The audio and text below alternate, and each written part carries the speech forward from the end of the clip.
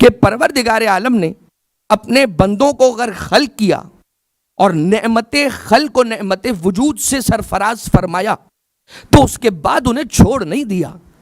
اگر خلق کرنے وجود دینے کے بعد اس کی ضرورت یہ تھی کہ اسے آنکھیں دی جائیں تو آنکھیں عطا کی, بولنے کے لیے نہیں, سوچنے سمجھنے کے لیے, غور و خوض و تفکر کے لیے, تدبر کے لیے.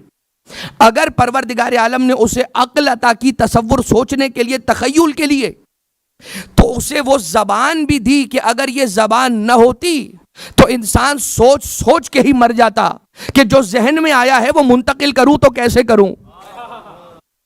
کتنی بڑی نعمت ہے یہ زبان کہ اگر پروردگار عالم یہ ہمیں زبان نہ عطا کرتا تو ہم اپنے ذہن میں آنے والے تصورات اور مفہوم کو کس طرح سے منتقل کرتے. یہ اور بات ہے کہ جب ہم کوئی لفظ لکھتے ہیں تو ہمارا ذہن معنی کی طرف منتقل ہوتا ہے. جب ہم کوئی لفظ کہتے ہیں تو سامنے والا بات کو سمجھتا کیسے ہے؟ ہم تو لفظ کہتے ہیں, وہ لفظ کو نہیں بلکہ معنی کی طرف ناظر ہوتا ہے, معنی کو دیکھ رہا ہوتا ہے. لیکن کچھ ایسی ہستیاں ہیں, کچھ ایسے لفظ ہیں, آپ کہتے لفظ ہیں, سمجھ میں معنی نہیں, سمجھ میں شخصیت آ جاتی ہے. اور ایک مثال تو ان الفاظ میں سے وہ لفظ ہے کہ جو 3 حروف پر مشتمل ہے, اور وہ لفظ ہے لفظ وفا. جب آپ کے سامنے لفظ وفا لیا جاتا ہے تو آپ کو مفہوم وفاداری سمجھ نہیں آتی, آپ کو شخصیت ابو الفضل العباس سمجھ میں آ جاتی. یا علی یا علی. تو آپ کو مفہوم وفاداری نہیں, آپ کو شخصیت ابو الفضل العباس علیہ السلام سمجھ میں آتی ہے. تو یہ تو رب ذوالجلال کی عطائیں اور عنایتیں ہیں کہ پروردگار اپنے بندوں کو کیسی کیسی نعمتوں میں ڈبوئے ہوئے ہیں. اسی لیے تو قرآن کریم میں اس نے یہ اعلان فرمایا وَإِن تَعُدُّوا نِعْمَتَ اللَّهِ لَا تُحْصُوهَا. یاد رکھو, اگر تم اللہ کی نعمتوں کو شمار کرنا چاہو گے تو تم انہیں اپنے گھیرے میں ہی نہیں لا سکتے. کسی چیز کو شمار کرنے سے پہلے بچہ پہلے اپنے گھیرے میں لاتا ہے, پھر اسے گننا شروع کرتا ہے. رب ذوالجلال نے کہا گننا تو دور کی بات ہے, تم اس کا احاطہ ہی نہیں کر سکتے. اتنی نعمتیں میں تمہیں عطا کر رکھی ہیں میں نے. تو ان نعمتوں میں جو سب سے بڑی نعمت ہے نا, وہ نعمت کیا ہے؟ ہادی برحق. کیونکہ ہادی برحق کی جو بات سب سے بڑی نعمت ہے وہ ہدایت ہے. اگر ہدایت نہ دے تو کیسے پروردگار عالم کو راضی کروں گا, کیسے اس کے غضب سے بچوں گا؟ یہ تو اسی کا کرم ہے کہ پہلے وہ کہتا ہے کہ میری بات مانو, لیکن پہلے یہ کہنے سے پہلے, یعنی مجھے یہ بتائیے کہ میرے اس دنیا میں آنے سے پہلے ہادی آ چکا تھا یا جب میں دنیا میں آیا ہادی کو بعد میں بھیجا ہے پروردگار نے؟ پروردگار عالم نے اس دنیا میں سب سے پہلی جس ہستی کو نازل کیا ہے یا پروردگار عالم نے خلق کیا ہے, ان کو پیدا کیا ہے, وہ حضرت آدم علیہ السلام ہے. جناب حوا بعد میں پیدا ہوئی ہیں, یعنی ہدایت لینے والا بعد میں پیدا ہوا ہے, ہدایت دینے والا پہلے خلق ہوا ہے. ٹھیک, تو پروردگار عالم نے اپنے ہر جس کو اس نے زیور خلق اور خلقت سے مزین فرمایا ہے, اسے پروردگار عالم نے نعمت ہدایت سے سرفراز فرمایا ہے, محروم نہیں کیا.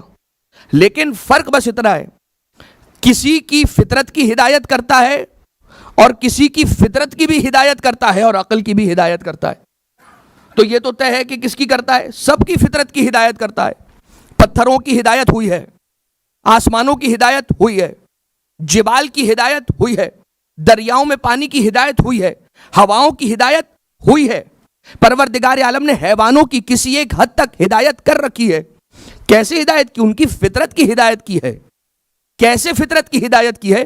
ذرا مجھے یہ بتائیے, جب پانی میں خلق اور پیدا ہونے والی مچھلی شکم مادر سے پانی ہی میں باہر آتی ہے تو کیا اسے اسٹریچر پر ڈال کر کسی ٹریننگ سینٹر لے جایا جاتا ہے کہ آپ کو پہلے سوئمنگ سکھائی جائے گی, کہیں اگر آپ نے بغیر سوئمنگ کے پانی میں رہنا شروع کر دیا تو آپ ڈوب جائیں گی؟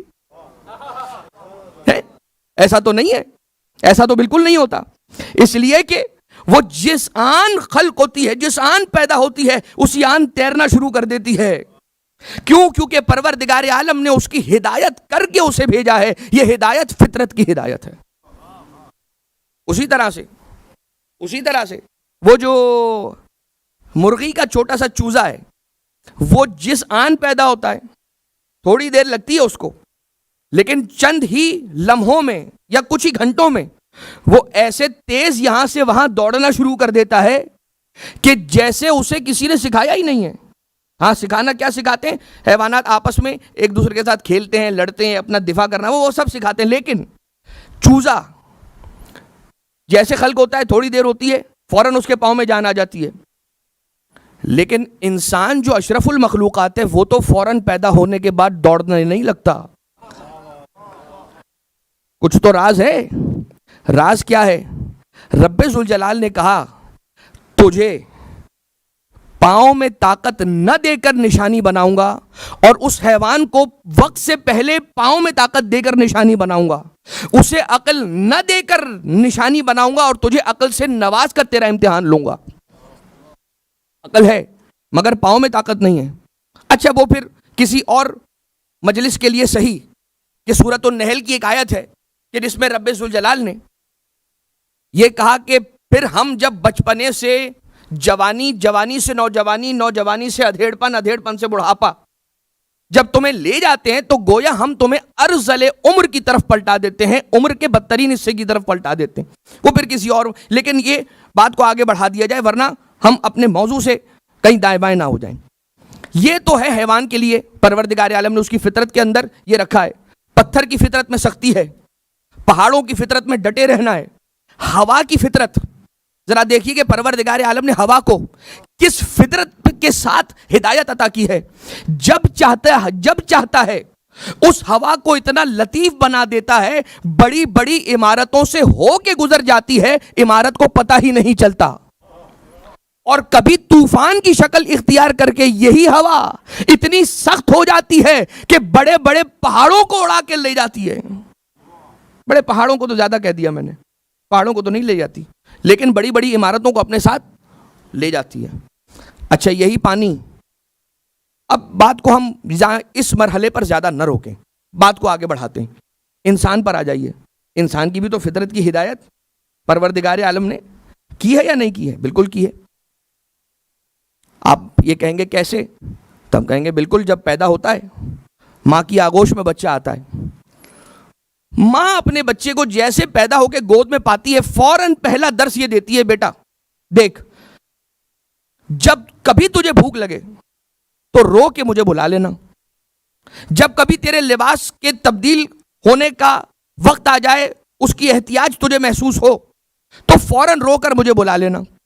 جب اگر تجھے نیند آ رہی ہو تو مجھے رو کر بلا لینا. کون سی ماں ہے دنیا کی جو یہ سکھاتی ہے؟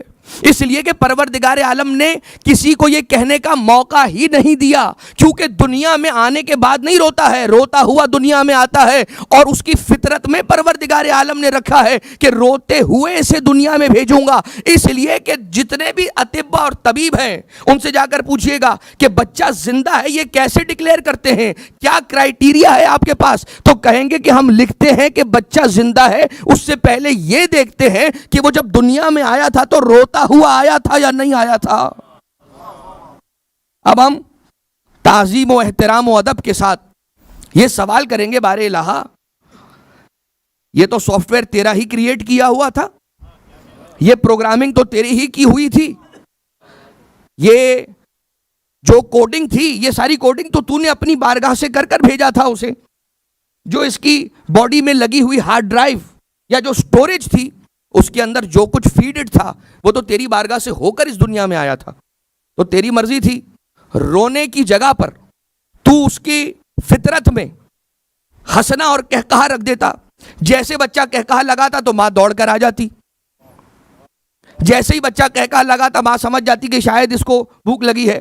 جیسے ہی بچہ کہکہا لگاتا تو ماں دیکھ لیتی کہ یہ کوئی ایب نارمل ایکٹیویٹی کر رہا ہے. رونا بھی ایک ایب نارمل ایکٹیویٹی ہے، لیکن نہیں، رونا ایب نارمل ایکٹیویٹی نہیں ہے، اس لیے کہ ہم نے سے کہا ہے کہ یہ فطرت انسانی کی ہدایت میں شامل ہے. پروردگار عالم نے اپنے بندے کی اگر ہدایت کی ہے فطرت کی تو ہنسنے کے ذریعے سے نہیں، کہے کے ذریعے سے نہیں، رونے کے ذریعے سے. عجب نہیں کہ جواب آئے کہ اگر میں ہنسنا رکھ دیتا تو تمہاری ہی فطرت ہے، ایک فطرت سے دوسری فطرت کو انگیج کیا جا رہا ہے نا، ایک فطرت دوسری فطرت کو، ایک انسان دوسرے انسان کو اٹریکٹ کر رہا ہے، اپنی طرف اس کی توجہات کو مبذول کروا رہا ہے، مرکوز کروا رہا ہے، بلا رہا ہے. تو پروردگار عالم کہے گا کہ میں بہتر جانتا ہوں کہ ماں رونے بچے کے رونے سے آئے گی یا بچے کے ہنسنے سے آئے گی. آپ کہیں گے دلیل کیا ہے؟ دلیل بڑی آسان سی ہے. اگر ہم یہاں سے باہر نکلیں اور سڑک کنارے کوئی ہمیں ہنستا ہوا کہا لگاتا ہوا اکیلے کھڑا ہوا نظر آ جائے تو ہم اس کے حق میں دعا کریں گے اور آگے بڑھ جائیں گے. پروردگارہ اس کے حق میں، پروردگارہ اسے شفا عطا فرما، اور ہم آگے بڑھ جائیں گے. لیکن اگر کوئی سڑک کنارے کھڑا رو رہا ہو تو ہر کوئی یہ سوچے گا کہ میں جا کر پوچھوں ضرور، دور رہ کر صحیح، کوئی خطرے کی بات ہو تو انسان اپنے آپ کو سیکیور رکھے، لیکن دور سے صحیح مگر پوچھ ضرور لے کہ یہ بتا کہ تیرے رونے کا سبب کیا ہے. اس لیے کہ رونا انسانی فطرت کو جھنجھوڑتا ہے. پروردگار عالم نے کہا رونا انسان کی فطرت میں رکھ کر اسے اس دنیا میں بھیجوں گا. اب اگر کوئی قیامت تک تمہیں روتا ہوا نظر آئے تو یہ کام فطرت کے عین مطابق ہوگا. اب کوئی روئے امام حسین علیہ السلام کے غم میں تو اس سے یہ نہ پوچھنا کہ کیوں روتے ہو. جو نہ روئے مصائب حسین ابن علی پر تو اس سے پوچھا جائے گا کہ تو اپنی فطرت سے ہٹ کر یہ کام کیوں کر رہا ہے. تو یہ ہے انسان کی فطرت کی ہدایت. ٹھیک.